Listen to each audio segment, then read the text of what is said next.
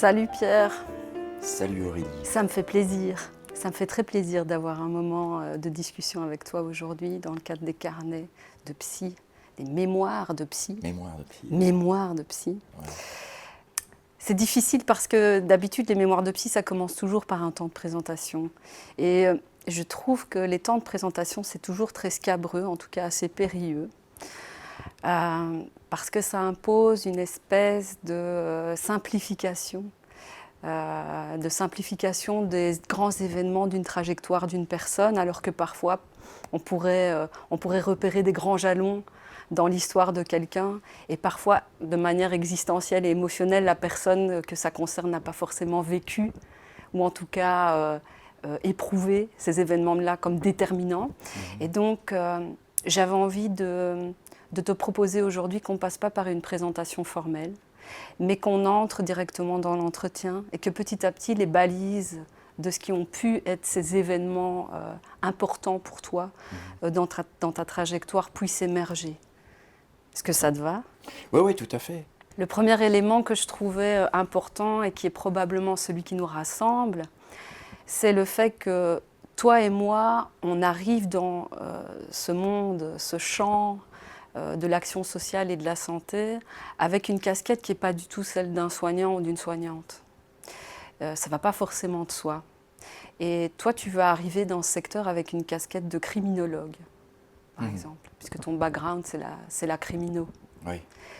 Et j'avais envie que tu nous racontes pourquoi la crimino, comment t'en es arrivé à avoir envie de rejoindre aussi le champ associatif au départ de cette casquette de criminologue. Oui. Alors, c'est vrai que on en a discuté. La présentation, c'est pas quelque chose d'évident. Mais quand même, je me disais que par rapport à ceux qui nous regardent, peut-être quand même dire très rapidement, quoi. Quand même, pour qu'ils aient une petite idée, toute petite. Tu m'autorises à choisir des jalons alors ? Non, je peux le faire très rapidement. C'est-à-dire que comme ça. Donc, c'est-à-dire. Donc, je m'appelle Pierre Smet, voilà. Je veux dire aussi que je viens de rentrer en pension, j'ai 66 ans. J'ai travaillé 40 ans dans le secteur associatif psychosocial, avec une première partie où j'ai travaillé en changeant d'endroit tous les 4-5 mois. Là, je changeais d'endroit, j'avais fait des intérims. Donc, j'ai fait éducateur de rue, j'ai fait éducateur en AMO, dans des homes, dans des structures semi-fermées. J'ai travaillé comme chercheur à la prison, j'ai travaillé 2 ans avec les enfants autistes, 2 ans avec des adultes psychotiques, et puis j'ai créé un service de santé mentale. Voilà, donc rapidement. Mais quand je dis ça, directement je trouve qu'il faut contrebalancer parce que ça nécessiterait que je dise quels étaient les types de structures, où est-ce qu'elles étaient situées, parce que j'ai travaillé dans les Marolles, mais je suis travaillé à Braine-l'Alleud. J'ai travaillé à Saint-Gilles, mais après je termine à travailler à Évert. Et je considère que ce n'est pas du tout le même type de lieu, le même type de travail, quoi. Voilà, donc je pense que ça c'est... De la même façon, voilà, oui, j'ai fait des études universitaires, j'ai 3 masters, mais que je n'ai pas fait en même temps, sauf au départ droit et criminaux, mais après je fais anthropo. Mais en même temps, je passe plus de temps en dehors de l'université qu'à l'université. Donc mon processus de formation... Il est à la fois l'UNIF, en dehors de l'UNIF, et puis je fais une analyse aussi. Donc tout ça compte dans enfin, c'est quand même pour présenter un peu les choses, tout en disant que il faudrait chaque fois préciser, en dire un peu plus, parce que j'ai aussi travaillé dans des structures qui ont fermé, donc qui ont mis la clé sur la porte. Je me suis fait licencier. Donc j'ai connu... Donc c'est un parcours... Mais quand même, à un moment donné, tu vas sortir du milieu académique où tu es, finalement en train de suivre des études de droit et de criminaux, tu vas quand même sortir de ce milieu académique pour te diriger vers l'associatif. Et donc je me dis qu'à un moment donné, il y a dû avoir des passeurs ou des passeuses qui vont te tirer vers là, ou alors est-ce que tu vas toi-même être attiré vers là ? Comment ça va se passer en fait ? Parce que ça ne va pas de soi. C'est vrai que moi, l'université n'a jamais été une fin en soi. C'est-à-dire que c'était une forme de formation, mais qu'en même temps, il fallait apprendre sur le terrain. Donc moi, je me rappelle très très bien mes premiers jours à la fac de droit. Très rapidement, je trouve un groupe de gens là, avec Damien van der Merch et Bruno van der Merch, qui proposent qu'on aille passer des week-ends dans les homes, les enfants placés par le juge, quoi. Mm. Et direct, je fais ça. Donc direct, la plupart de mes week-ends, je suis dans les homes, et direct, je vois quelle est la réalité de la protection de la jeunesse, comme le fait que je m'intéresse à la prison, à l'asile, donc je rejoins le comité de soutien des détenus, je rencontre des détenus qui m'expliquent l'univers carcéral. Et donc, je constate très rapidement la différence qu'il peut y avoir entre ce qu'on m'apprend à l'université, ce que le droit dit, hein, les figures de bon père de famille, et puis ce qu'il y a dans la réalité. Donc là, il y a déjà... Et j'apprends très rapidement aussi qu'il y a des gens, effectivement, qui se regroupent, qui, pour réfléchir, pour avoir des actions, et donc je les rejoins. Je les rejoins très rapidement. Donc c'est eux qui me... Et c'est vrai aussi que il y avait une production, moi je suis tombé dessus là il y a quelques jours, sur un livre qui était L'Enfer des gosses de Jules Brunin, Mm. donc qui fait paraître en 75, mais c'est sa jeunesse à lui dans les années 50 dans les Haumes. Et donc, voilà, je trouve quelqu'un qui écrit, qui décrit, et peu après, il y a le livre blanc de la protection de la jeunesse, il y a le livre vert, il y a une série de choses qui sortent à partir du germe. Donc je vois que je ne suis pas seul, qu'il y en a d'autres qui écrivent, qui se réunissent et qui font des choses. Voilà. Donc moi je pense que c'est comme ça que ça s'est passé, quoi. Avec peut-être la chose très importante qui est que je rencontre des personnes à l'université, mais principalement Jean-Paul Gilson, qui est donc un prof, qui est responsable d'un cours de psycho à Saint-Louis, qui est un cours option que je prends, et qui lui va encore plus loin, c'est-à-dire que lui nous fait vraiment lire les choses dans le texte, et lui vient nous parler de l'actualité, qui était quand même une actualité, entre autres, d'extrême gauche. Mm. C'était la bande Abadère, c'était Action Directe, et donc c'était qu'est-ce que veulent ces gens, qu'est-ce qu'ils disent, quoi. Allez les lire, quoi. Donc il y avait quelque chose qui était aussi, euh, dans quel monde sommes-nous, comment est-ce on peut comprendre, comment est-ce qu'on peut analyser ce qui se passe. Allez-y, lisez, échangez, écrivez. C'était comme ça que ça a commencé, quoi. Jean-Paul Gisson, c'est aussi une figure qui est quand même reliée à la psychologie et la psychanalyse. Oui. Est-ce que c'est aussi via cette figure qu'à un moment donné, tu entres en analyse, tu t'intéresses à la question de la psychanalyse? Oui, c'est-à-dire que c'est comme mon intérêt pour le droit. Mon intérêt pour le droit était mon intérêt pour la langue et la parole. Voilà. Et l'écriture. Voilà. Et là, dans le droit, j'avais tout ça. Et le fait que la formation, au départ, en droit, était avant tout une formation de culture. Donc moi, mon oncle qui avait commencé à faire le droit, les 3 premières années en droit, c'était des cours de culture générale. Et moi, c'est ça que j'attendais de l'université. C'était aussi cette culture générale, quoi. Ouais. Et puis après, le droit, la technique juridique. Mais c'était surtout cette culture générale. Et quelqu'un comme Gilson, mais surtout aussi comme la psychanalyse, je veux dire, Freud, c'est ça. Freud, il se décale de la science, mais il y a une exigence de culture, quoi. Donc, et donc, non seulement il y avait cette exigence de culture, mais très rapidement aussi, dans la psychanalyse, c'est allez-y, mettez-vous en cartel, en groupe, lisez et échangez. Donc, c'était pas simplement seul chez soi à lire ses bouquins. Non, non, j'ai lu tel truc, et puis j'ai compris ça, tiens, toi, t'as lu tel autre truc, et puis il y avait un échange. Donc, c'est comme ça que tout ça a pris place comme ça, quoi, en fait. Oui. Mais tu étais quand même attiré par l'accompagnement de personnes au départ des paradigmes de la psychanalyse, ou c'est pas ça qui t'a attiré au début? Alors, l'accompagnement des personnes. Donc, ma Parce que- mère est italienne. Ouais. Bon, elle arrive en Belgique alors que elle est déjà adulte, quoi. Donc, ça veut dire que le début de ma vie, c'est des allers-retours entre la Belgique et l'Italie. Et donc, je me rends compte que ce qui se passe en Italie n'est pas nécessairement ce qui se passe en Belgique. mais sur des choses qui paraissaient évidentes. Et donc, d'entrée de jeu, il y a eu une question sur l'humain, c'est-à-dire, pas dire que l'italien est différent du belge, mais le rapport à la vie était tout à fait autre, quoi. Tout à fait. Donc, pour moi, il y a eu cette question de c'est qui l'autre et c'est quoi cette différence. Et je me suis très rapidement rendu compte aussi que la question de la langue n'était pas simplement une question d'interprétation. Je veux dire, il y a cette expression en français qui dit qu'on est traduit en justice. Voilà. Voilà, donc c'était ça. Je retrouvais des croisements, je disais, tiens, il y a des langues, et puis là, il y a une traduction qui est encore haute avec des codes, etc. Et donc, je pense que c'est comme ça que. Donc, et donc, oui, la question de la place de la personne, elle restait aussi cruciale que les différences qui pouvaient exister entre les cultures, quoi.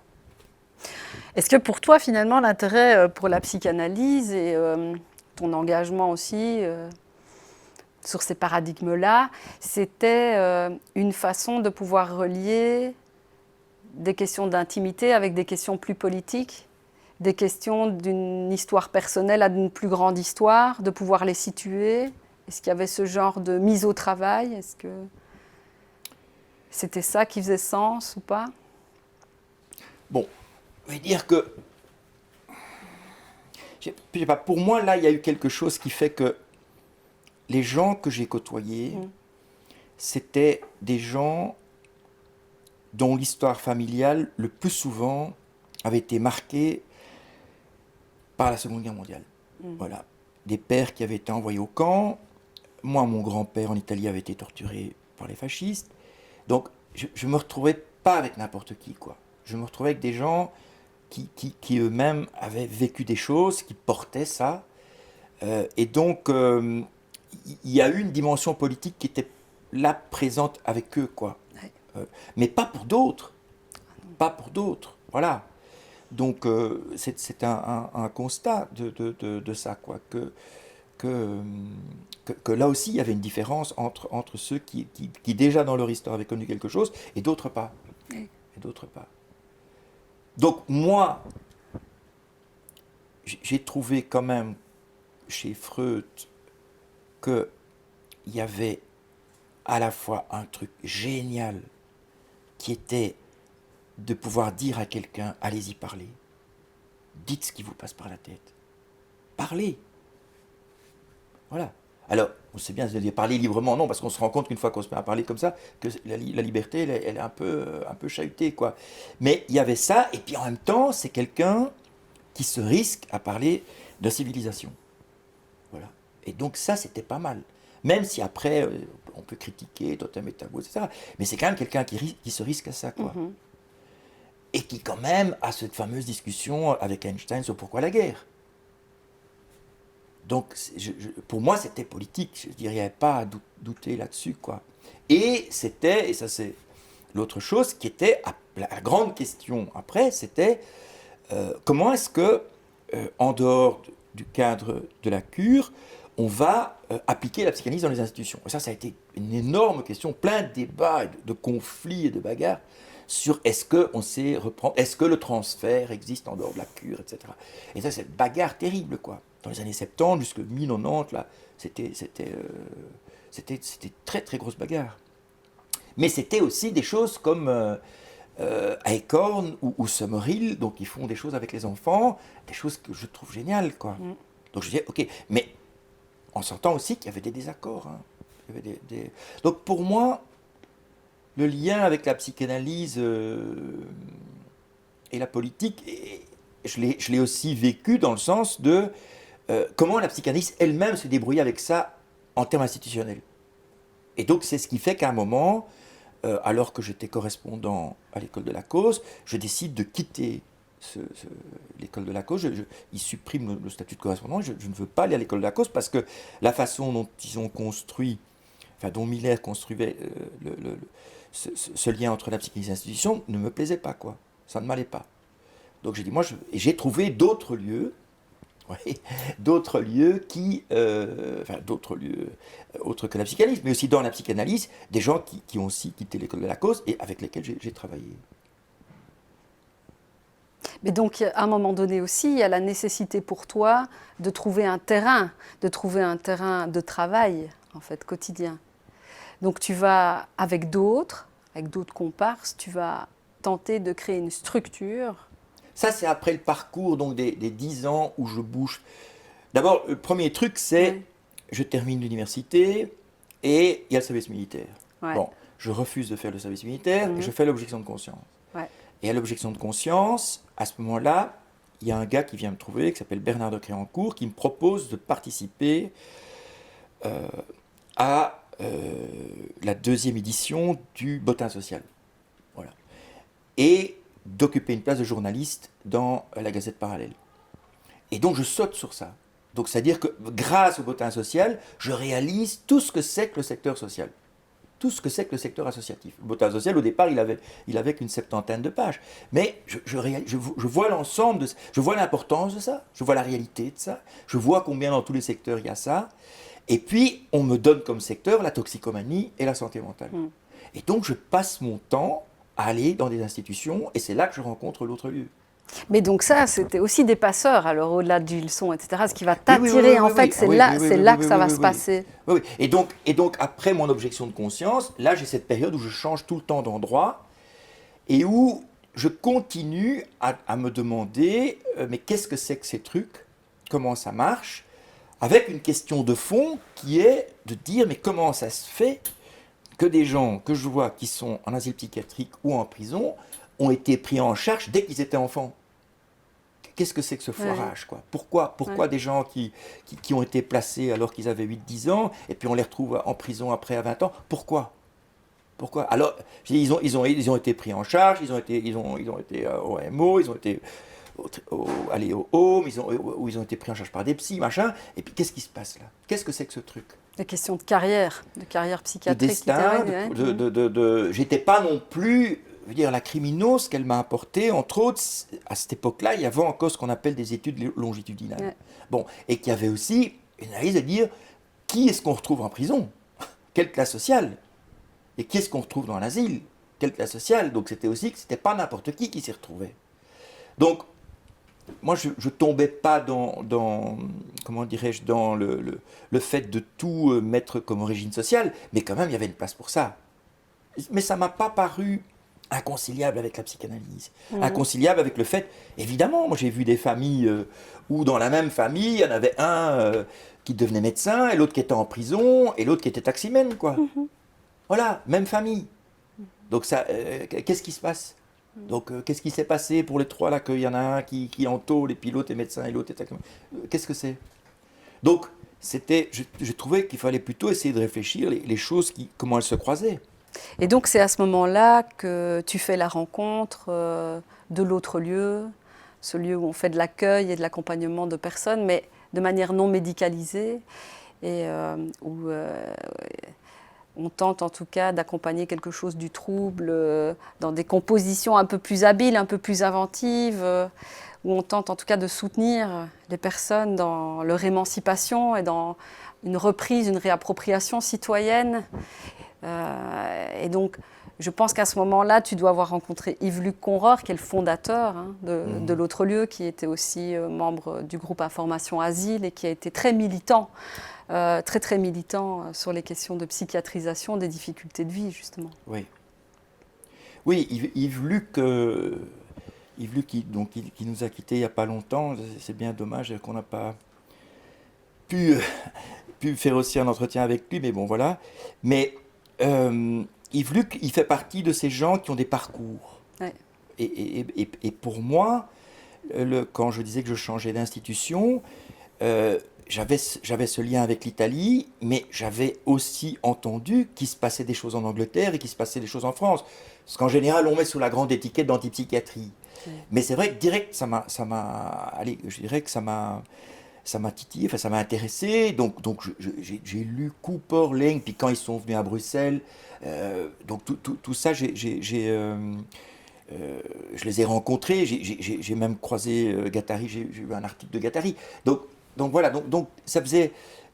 L'autre lieu était ce lieu de croisement et de rencontre. Et Yves-Luc bougeait beaucoup. Yves Luc bougeait beaucoup. Il allait en Angleterre, il allait en France. Ouais. Et là aussi, ce qui était aussi intéressant, c'est de se rendre compte que malgré le fait que ces gens étaient très critiques, politisés, ils choisissaient des voies très différentes. Des fois, ils s'entendaient, des fois, il y en a certains qui se sont insultés aussi. Je veux dire, c'était pas tout rose non plus. C'était aussi quand même des conflits, des fois très durs, quoi. Mais donc, oui, par l'autre lieu, je rentre dans ces rencontres, dans ces contacts. Et donc, là aussi, je me rends compte qu'il y a des mouvements, qu'il y a des choses qui sont occupées à se passer, quoi. Oui. Et c'est à peu près à ce moment-là, alors, que tu décides de créer le SAS, le centre de guidance, le SAS, service de santé Non, mentale, le enfin, SAS. oui, ça, ce sera après. Hein, Ce ce sera sera plus vraiment bien tard. après. Oui, ce sera bien après. Oui, oui, on s'y perd un peu. Moi aussi, je m'y perds. Non, non, le SAS, c'est après 10 ans de pérégrination. Je me dis, donc moi, au départ, mon idée était, il faut occuper une place importante où on peut faire quelque chose. Et donc, comme j'avais connu les Haumes, je t'ai Ouais. dit, je pourrais briguer une place de directeur de Home. Comme j'avais connu les prisons, je disais, je pourrais briguer une place de directeur de prison. Bon. Puis je rencontre ces gens. Et je trouve qu'ils sont pieds et mains liés, malgré le fait qu'après j'en ai rencontré des extraordinaires, Ouais. notamment des directeurs de prison, qui ont fait des choses formidables. Comme les directeurs de Home d'ailleurs. Mais je trouve qu'ils sont trop liés. Je dis, je ne vais pas tenir là-dedans. Je ne vais pas tenir. Et donc, je m'oriente plutôt vers le secteur associatif. Et là, comme je connaissais tout le panel, je dis, OK, qu'est-ce que je vais choisir là-dedans? Qu'est-ce que je vais prendre, quoi? Et à la fin, j'hésitais, je disais, OK, il y a des coins à Bruxelles où il n'y a rien. Je visais surtout la couronne, la troisième couronne de Bruxelles, donc Berkem-Saint-Agathe, Gênes, Koekelberg et Vers, là-bas. Parce que là, il n'y avait pas trop de choses. Et donc, je me suis dit, quel type de structure je vais choisir? Et j'ai hésité entre une structure d'éducation permanente Mm. un, ou une AMO ou un centre de santé mentale. Et finalement, je me suis dit que là où j'avais plus de chance et qui me semblait être le plus large, c'était le centre de santé mentale. Mais ça, je pense que c'est vraiment quelque chose qu'il faut souligner. C'est que donc, mon parcours, il est porté par, enfin moi je considère, porté par le fait du développement des sciences humaines. Mm.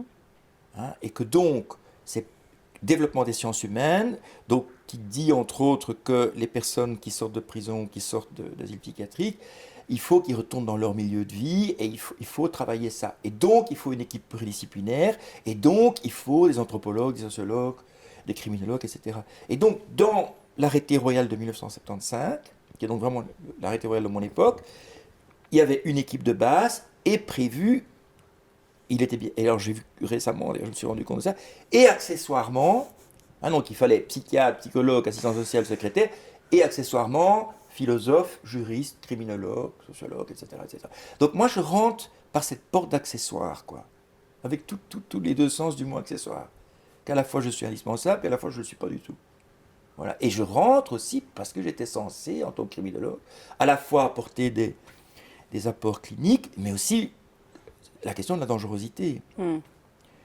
Donc moi j'ai été porteur de ça, et je trouve que c'est très très important parce qu'après je trouve que c'est vraiment tombé en charpie, cette histoire de pluridisciplinarité, c'est-à-dire que c'était des mots, mais déjà le fait que j'étais mis comme accessoire, c'était déjà me décaler un peu, mais pas tout à fait, puisque ça me permet quand même de créer un centre de santé mentale. On me bloque pas quand au départ je vais au ministère, à l'administration présenter le projet d'ouverture d'un centre, on me bloque pas, je dis que je suis clinique. Voilà, alors on me dit ok. Mais ça, je pense que c'est vraiment quelque chose de très très important, c'est-à-dire cette histoire de la place de la science dans l'histoire, avec les sciences humaines, hein, notamment par rapport à ce qui se passe dans une société, et de manière plus générale, la place du savoir. Et là, il y a la psychanalyse, qui pour moi, clairement ouvre des pistes là-dessus. Notamment avec l'analyse de discours, enfin une série de choses que Lacan va amener, y compris même avec ce qu'il a appelé les noms du père, donc c'est-à-dire quand même les grandes références, quoi. Donc voilà, donc c'est comme ça que j'en arrive à créer. Et là, je découvre, je mets je rencontre une psychologue, et donc pendant 5 ans, on se bat On a des contrats de 3-5 mois. À la fin, notre durée de préavis dépasse la durée des contrats. Et finalement, on est reconnu comme centre. Parce qu'à Evere, il n'y a pas de centre de santé mentale. Parce que Evere était une commune socialiste et qu'elle voulait un centre qui était plutôt de son bord et pas un centre qui vient d'évoluer. Et voilà, et on ouvre finalement le SAS, quoi. Mais c'est vrai que ça m'a beaucoup appris, notamment d'aller rencontrer les représentants des partis politiques, quoi. Je veux dire, je me rappelle toujours le représentant du Parti libéral qui me disait, Monsieur Smet, vous savez, ça fait 30 ans qu'on vous donne du fric à l'associatif, il y a toujours autant de toxicos, de gens en prison, de ceci, de cela, on ne voit vraiment pas à quoi vous servez, quoi. Donc il m'a dit, écoutez, moi je vous donne du fric, 1 an, je veux les résultats, sinon j'arrête. Là, donc, là, je restais complètement scié par ce type de discours, quoi. Complètement. C'était très impressionnant d'entendre ça. Enfin, voilà. Ça, c'était. Donc, j'en arrive oui, à créer ce lieu, mais pour moi, le centre de santé mentale n'était pas une fin en soi. C'était un moyen, quoi. Oui. C'était un moyen à développer. Moi, là, je trouve que je me suis planté. Et c'est là où je trouve que je dirais aux nouveaux venus, aux Ouais. nouvelles générations, c'est que moi j'ai pensé que parce que j'avais créé un lieu, parce que j'avais une certaine liberté de réfléchir, euh, d'avoir d'autres via la Ligue de santé mentale, qu'on allait pouvoir vraiment penser à réfléchir. Et là, moi, après coup, je me dis que je me suis planté, là. C'est-à-dire que je pense vraiment qu'il aurait fallu créer un autre lieu dans lequel on continue à réfléchir indépendamment des enjeux institutionnels, quoi. Indépendamment de ça. Parce que ça, c'est quand Et même ça, quelque on l'a pas chose. fait. Je veux dire, on l'a Oui, pas fait. et c'est vrai que moi, quand je t'ai rencontré en 2006, c'était déjà sur cette attention-là, c'est-à-dire que tu cherchais d'autres pour penser avec. Oui, Et je trouve qu'il y avait déjà chez toi cette importance du décloisonnement, de ne pas rétrécir une problématique à un seul secteur. Et ça, je trouve que c'est quand même, c'est quelque chose de très particulier chez toi. Tu as toujours été chercher des comparses pour penser. oui. J'ai eu l'impression qu'il y avait beaucoup cette recherche-là, en tout cas, Mhm. de ton côté. Et Mais je peux dire ouais, oui, que je pense que c'était ça parce que il n'y a rien à faire, quoi. En droit, lorsque je lis Marx en première candide droit, Marx il dit le droit est une production capitaliste. mhm, Il n'y a pas besoin du droit. Et donc moi là je tombe oui, par terre, quoi. Moi je me tape des pages et des pages de droit romain, histoire du droit, et puis j'ai un gars qui vient me dire que le droit c'est une production capitaliste. Donc je reste si, donc ça vient semer un doute. Puis je lis à la même époque le gendre. Le gendre qui vient mhm. m'expliquer le rapport qu'il y a entre le droit et la croyance. Alors que je n'entendais pas du tout ça dans mes cours de droit. Donc du coup, je me dis, qu'est-ce que c'est que cette histoire, quoi? Qu'est-ce que c'est que ça, quoi? Et donc, ça a toujours été pour moi une question de dire ce qu'on me raconte, comment ça tient, et quel est quelles sont les différentes facettes de cette question-là, quoi. Mhm. Toujours. C'est vrai que ça Parce a que toujours été pour moi oui, parce que donc il y a le décloisonnement. On a aussi évoqué la question de la déconstruction du paradigme de dangerosité. Tu l'as brièvement évoqué, donc et aussi cette rencontre aussi avec toutes les épistémologies de la désinstitutionnalisation, hein, avec cette rencontre d'Yves Luc Conreur, mais aussi du réseau Alternative à la psychiatrie qui a quand même été assez inspirant pour toi, je oui, pense, avec des oui. modèles intéressants. Et j'ai quand même l'impression que chez toi aussi, il y avait cette histoire de délibération, de culture du dissensus, que c'était non seulement important de se croiser, décloisonner, mais aussi d'apprendre à bien parler ensemble pour pouvoir. Et Oui, oui, ça, oui, oui. oui. Oui, oui, tout à fait. Donc ça, c'est vrai que c'est ce qui m'a intéressé à l'autre lieu. C'est-à-dire que on mettait de côté la question des statuts et Mm. on se parlait. Oui. Et autour de la table, il pouvait y avoir quelqu'un qui avait un statut, l'autre qui n'en avait pas du tout, l'autre qui était encore en hôpital, l'autre qui était encore qui sortait de prison, et donc on parlait. Donc il y avait un échange de paroles, quoi. Donc là, mais il y a eu d'autres lieux qui pratiquaient ça aussi, notamment en termes de pauvreté. Ah, Avec complètement. ATD, par exemple, enfin, moi, je n'ai jamais, allez, j'ai jamais été très proche avec eux, je dirais, j'ai pas, mais quand même, j'entendais bien ce qu'ils faisaient, quoi. C'était pas mal. Ça m'intéressait, quoi.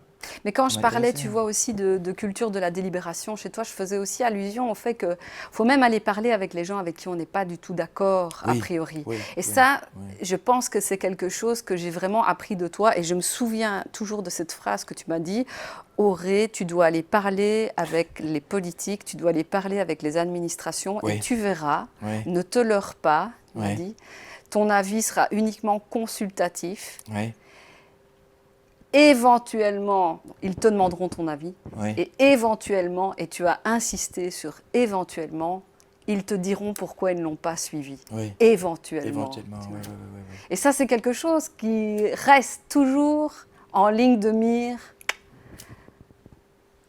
quand j'entre en conversation avec les pouvoirs subsidiants, les administrations et les politiques aujourd'hui. Oui. Comment dire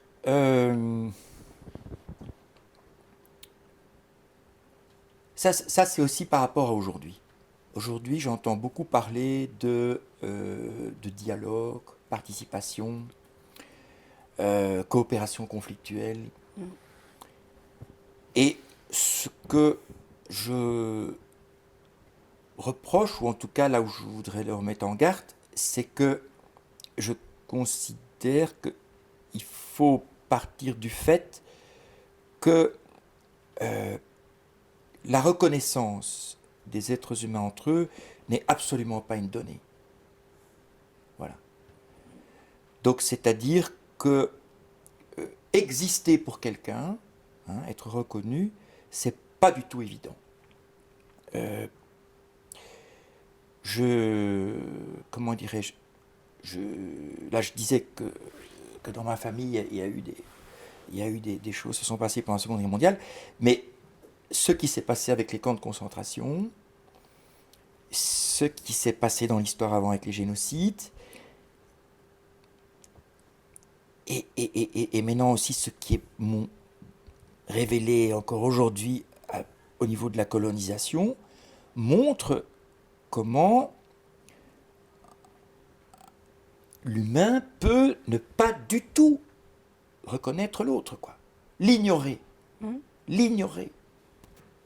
Et donc ça peut aller jusqu'à être tué, mais ce que j'ai moi constaté, c'est que dans d'autres lieux, tu peux aussi avoir affaire avec une ignorance, où tu es ignoré, quoi. On parle avec toi pendant toute une après-midi, on te remercie de ce que tu as amené, mais en fait tu es ignoré. Complètement.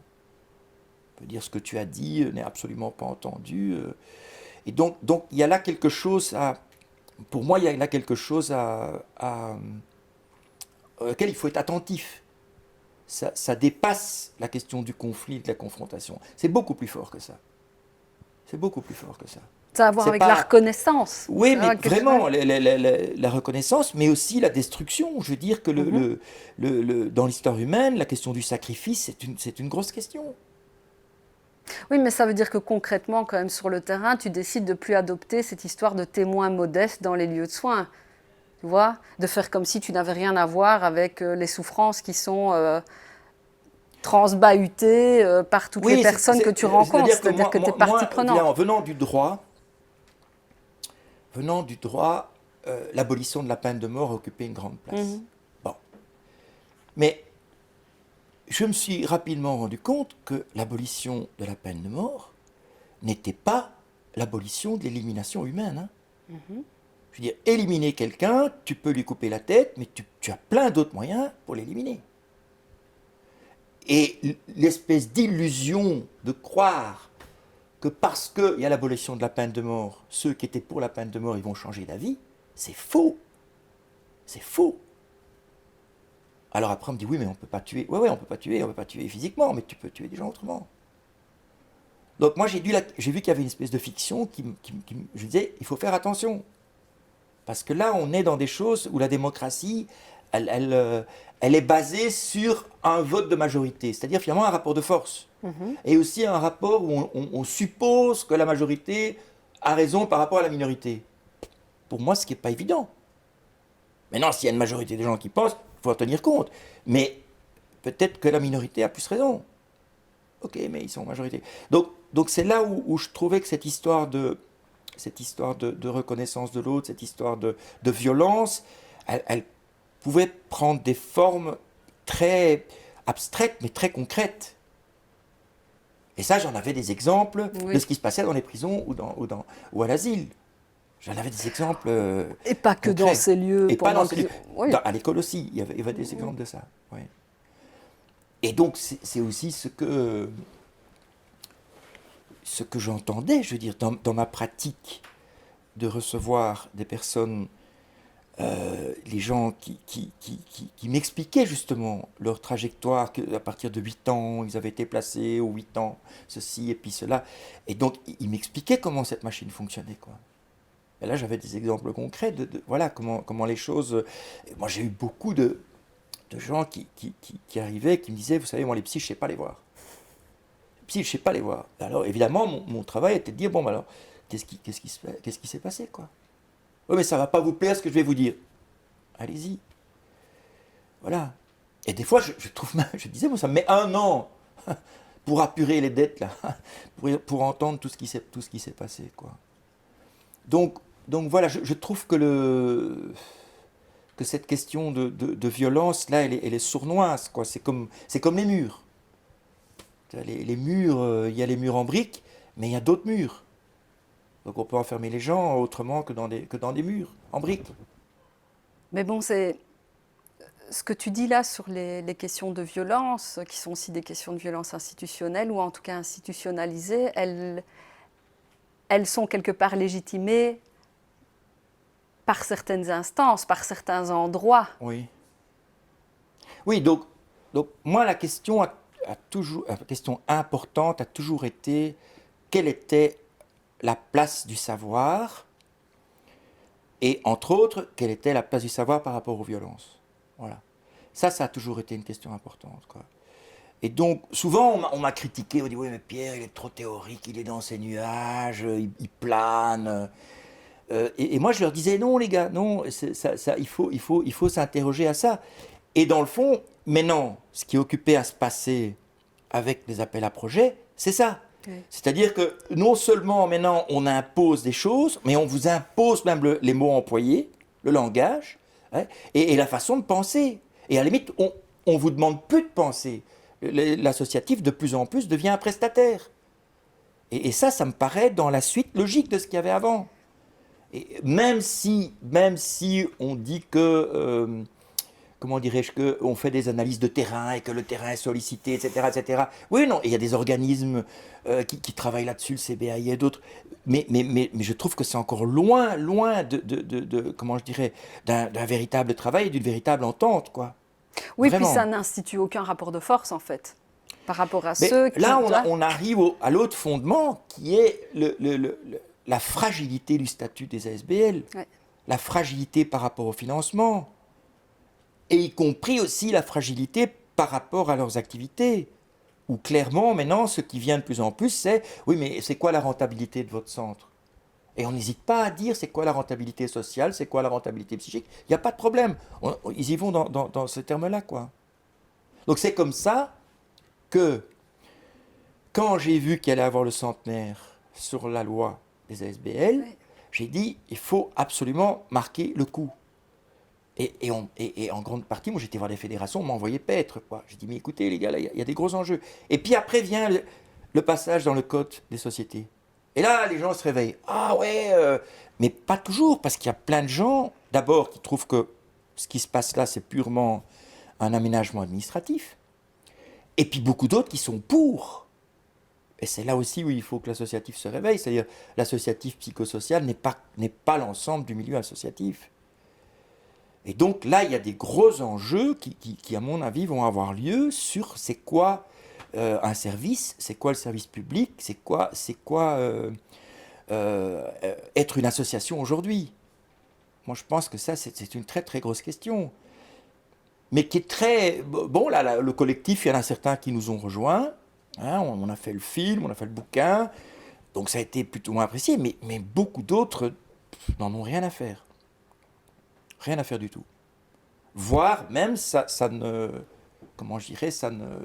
Ils sont clairement dans une professionnalisation, voire des statuts d'indépendants, et dans tout un autre mouvement de pensée, quoi. Pourtant, Et où ça a des conséquences alors sur les gens aussi, je veux dire sur les gens pour l'avenir, où on sait bien qu'il y a tous ces termes-là, usagers, clients, bénéficiaires, citoyens, enfin, il y a tous ces termes-là. Donc on voit bien aussi que ça a des conséquences là.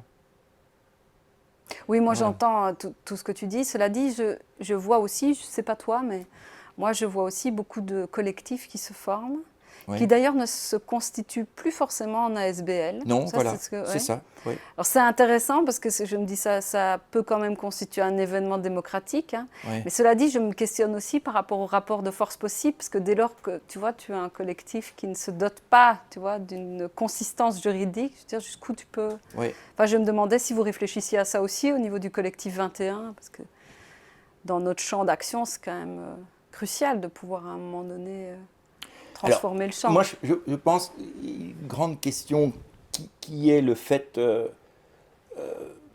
de comment faire une place pour la différence, quoi.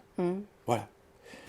Donc clairement, nous sommes un certain nombre à être assez critiques et par rapport à un mouvement de marchandisation, alors que d'autres pas. Oui. Bon, pour moi, la question c'est ok, comment est-ce qu'on peut faire avec ça? Donc, si certains veulent marchandiser les choses, bon, mais quelle est la place qu'on nous laisse, quoi?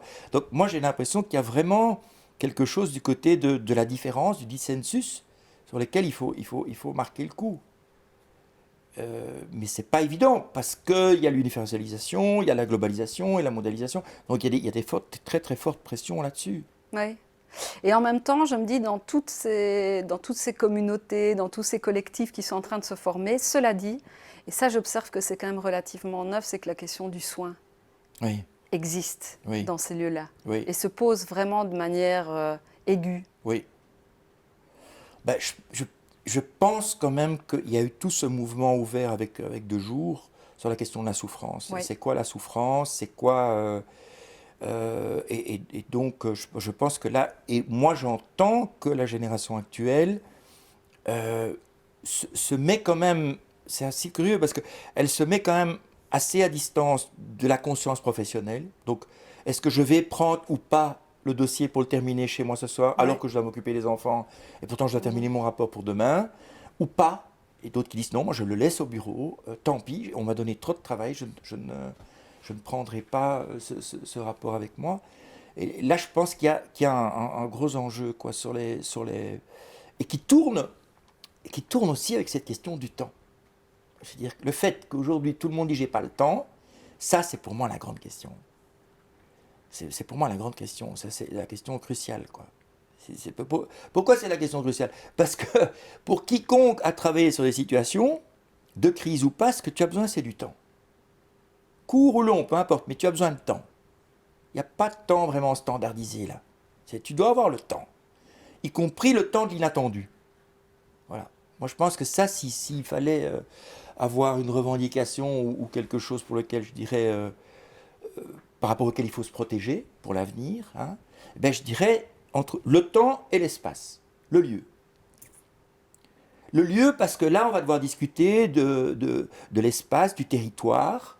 Hein, et alors, voilà. Alors, on va discuter de comment est-ce qu'on fait les choses, quoi. De reparler de ça. Donc, moi, je pense que ça, c'est les grands repères, quoi. Moi, je suis toujours scié, là. Moi, c'est généralisé, j'ai pas le temps, j'ai pas le temps, j'ai pas le temps. Et moi-même, hein, moi-même, j'ai été identifié comme un courant d'air. Ouais, Pierre, il est tout le temps occupé à courir, à passer. J'ai été comme ça, c'est vrai. J'étais à passer de l'un à l'autre. Est-ce que je le regrette ou pas? J'en sais rien. Il y a des choses que j'ai appris parce que j'ai passé de l'un à l'autre, d'autres où j'ai peut-être perdu mon temps, ça c'est possible. Mais je trouve que cette question du temps et de l'espace, ça c'est vraiment crucial, ça. Alors on va peut-être garder le temps et l'espace comme un mantra pour les jours à venir. Voilà. Pierre, je te remercie pour toi cette aussi, conversation, Pierre. Merci. Ciao. Ciao.